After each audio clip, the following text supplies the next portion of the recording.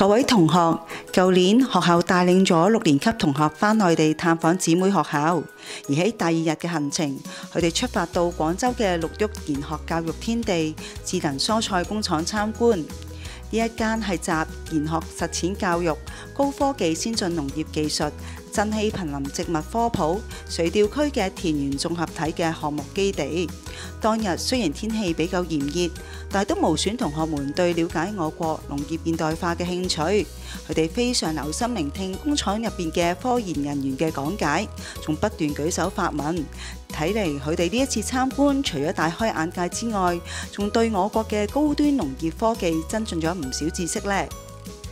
講多樣嘢俾大家聽啊！呢間蔬菜工廠係全國首間農業5.0高科技嘅蔬菜工廠，各式各樣嘅無害啦、冇農藥殘留嘅蔬菜瓜果都可以採摘，例如生態生菜啦、空中瓜果都好受同學歡迎。佢哋喺蔬菜工廠入邊仲四處參觀添，大家睇下呢啲蔬菜係咪好嫩綠、非常新鮮啊！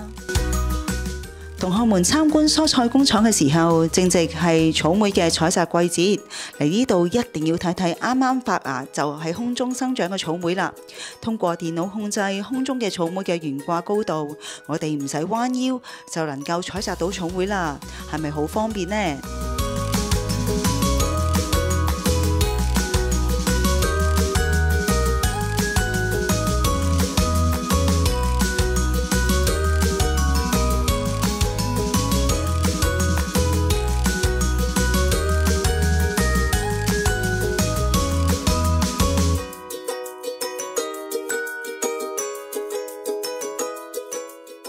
連老師都讚呢啲嘅智能草莓多汁好甜呢。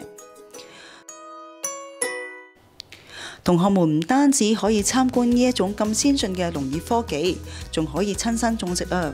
佢哋從實踐種植智能蔬果嘅活動入邊，深深體會到我國現代化嘅農業科技、高端先進嘅技術如何促進可持續嘅農業發展。我哋期望將來有更多嘅機會返到內地，認識我國現代化，豐富我哋嘅學習歷程，擴闊視野。